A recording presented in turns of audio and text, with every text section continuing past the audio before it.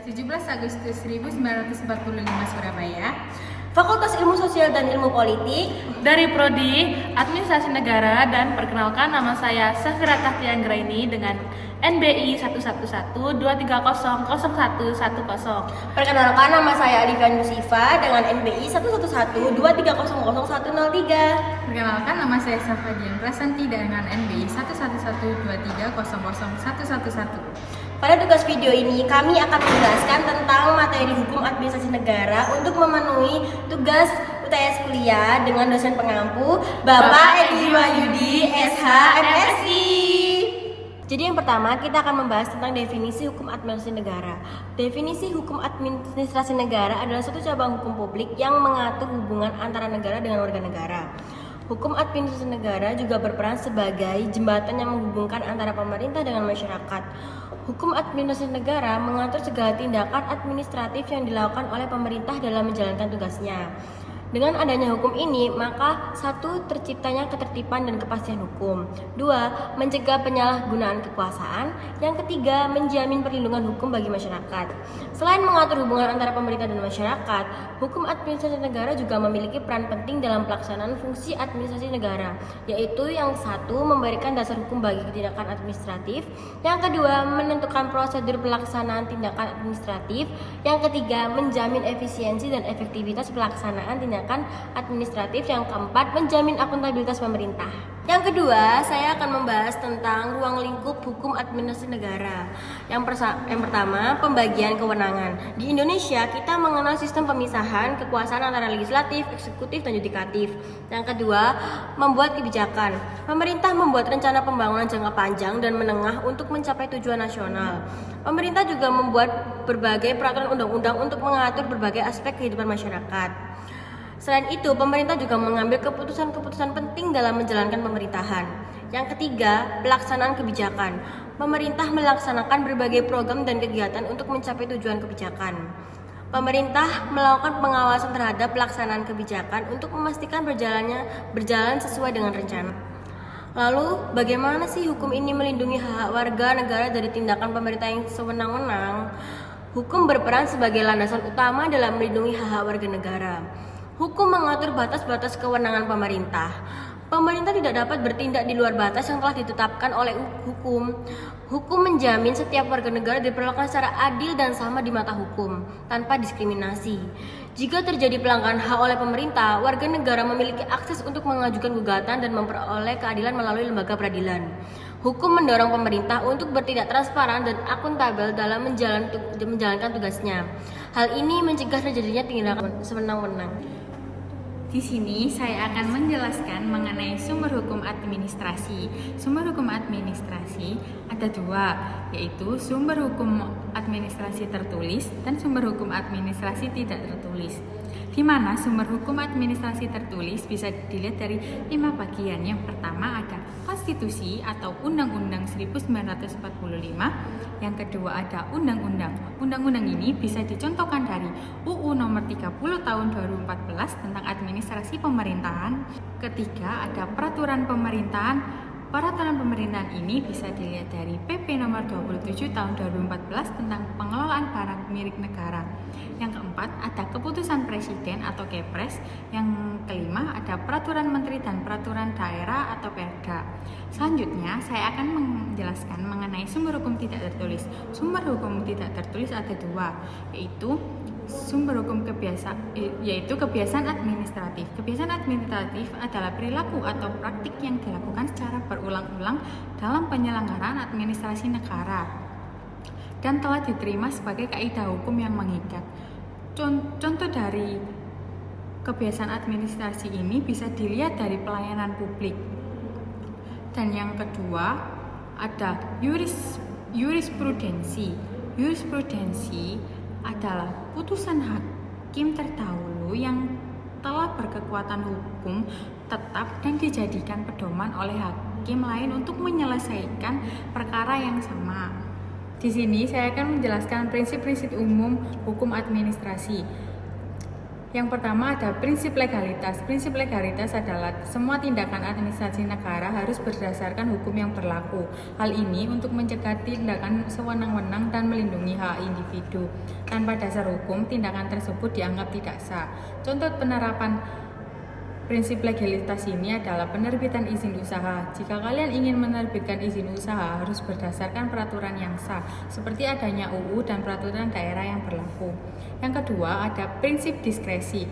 Prinsip diskresi adalah penjabat administrasi memiliki wewenang untuk mengambil keputusan sesuai dengan keadaan tertentu, namun tetap dalam koridor hukum. Diskresi diperlukan karena peraturan perundang-undangan tidak selalu tepat sasaran dan mengatur dengan jelas. Contoh penerapan prinsip diskresi ini, ada seorang bupati dapat memberikan kebijakan diskresi dalam hal pemberian bantuan darurat kepada masyarakat terdampak bencana, walau tidak diatur secara rinci dalam undang-undang. Yang keempat ada prinsip akuntabilitas. Prinsip akuntabilitas, setiap tindakan administrasi harus dapat dipertanggungjawabkan. Artinya bahwa setiap tindakan yang dilakukan oleh badan atau pejabat pemerintah harus dapat dipertanggungjawabkan. Pertanggungjawaban ini bisa berupa pertanggungjawaban administrasi, misalnya akuntabilitas kinerja atau program. Contoh penerapan prinsip akuntabilitas ini ada kepastian dan ketepatan waktu pelayanan pemerintah, memperhatikan apakah pelayanan yang diberikan telah sesuai dengan SOP pelayanan yang berlaku. Yang terakhir ada prinsip transparansi.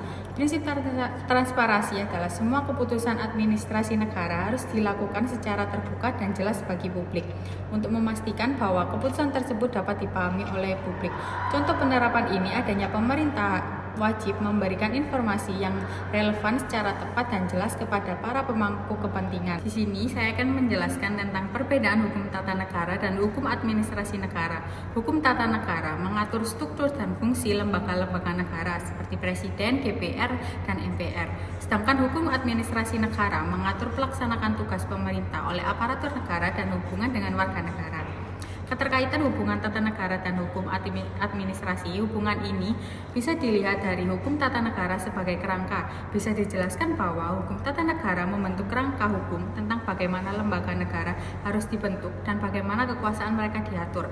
Sedangkan hukum administrasi negara sebagai implementasi. Hukum administrasi negara mengatur bagaimana lembaga-lembaga yang dibentuk oleh hukum tata negara melaksanakan tugas dan wewenangnya secara operasional. Contoh hubungan dari dua hukum ini bisa dilihat dari hukum tata negara menetapkan kewenangan presiden atas konstitusi Undang-Undang 1945, sementara hukum administrasi negara mengatur bagaimana presiden menjalankan kewenangan tersebut seperti menerbitkan keputusan presiden atau Kepres. Selanjutnya yang dijelaskan oleh saya yaitu fungsi dan peran administrasi negara. Administrasi negara memainkan peran yang sangat penting dalam pelaksanaan kebijakan publik, membuat peraturan pelaksanakan, dan penyedia layanan publik. Dalam konteks ini, administrasi negara merujuk pada struktur dan proses yang digunakan oleh pemerintah untuk mengelola dan menjalankan fungsi pemerintahan.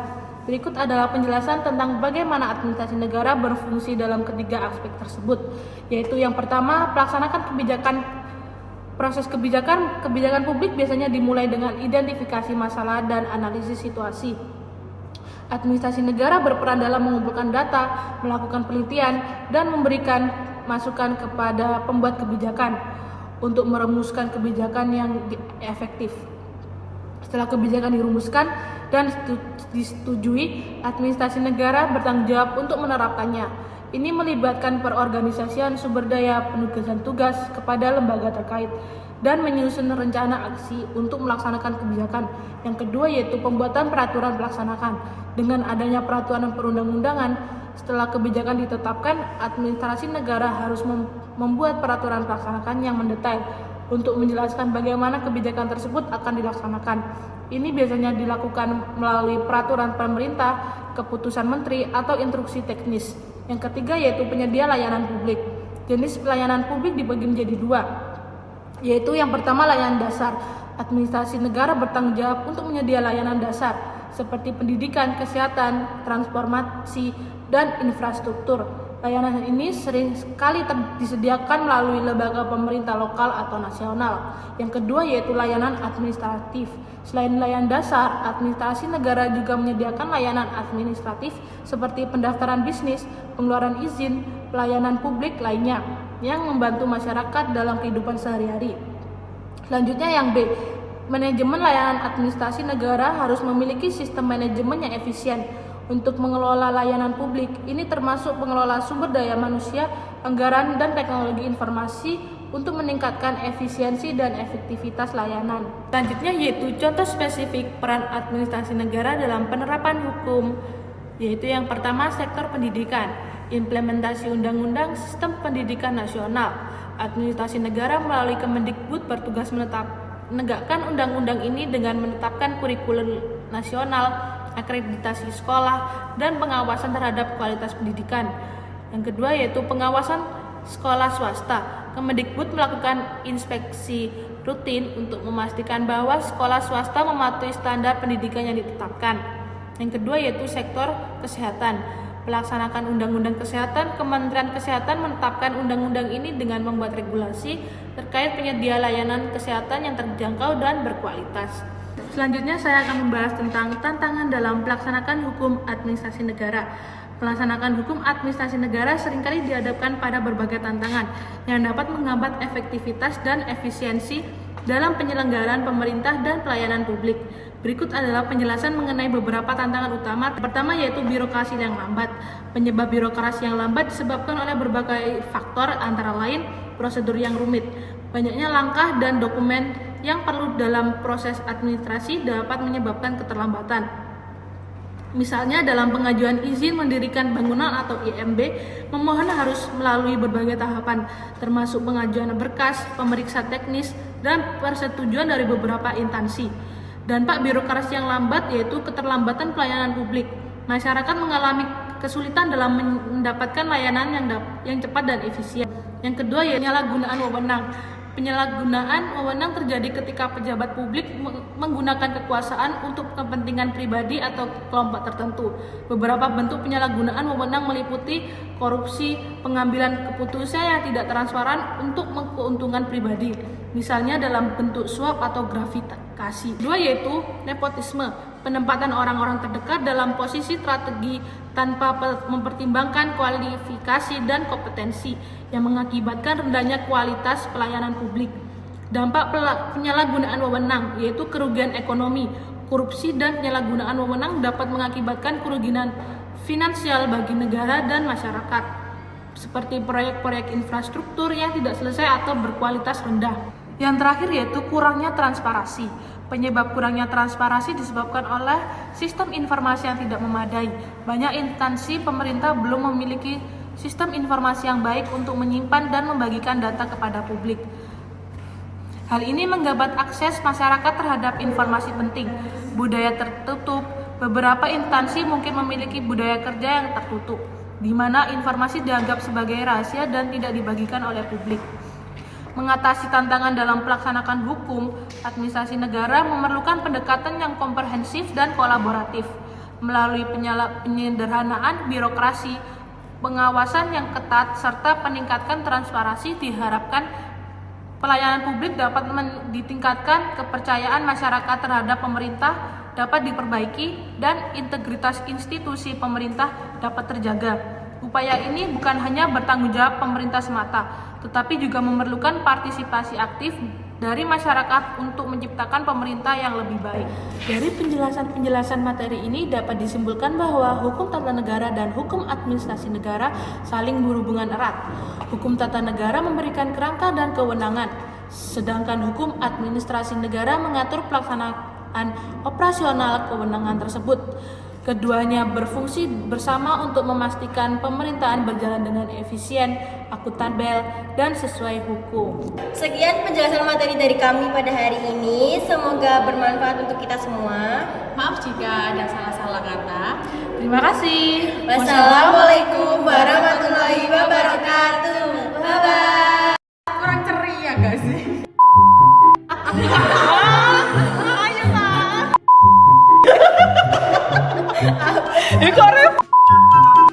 Macam tak betul je budak ni.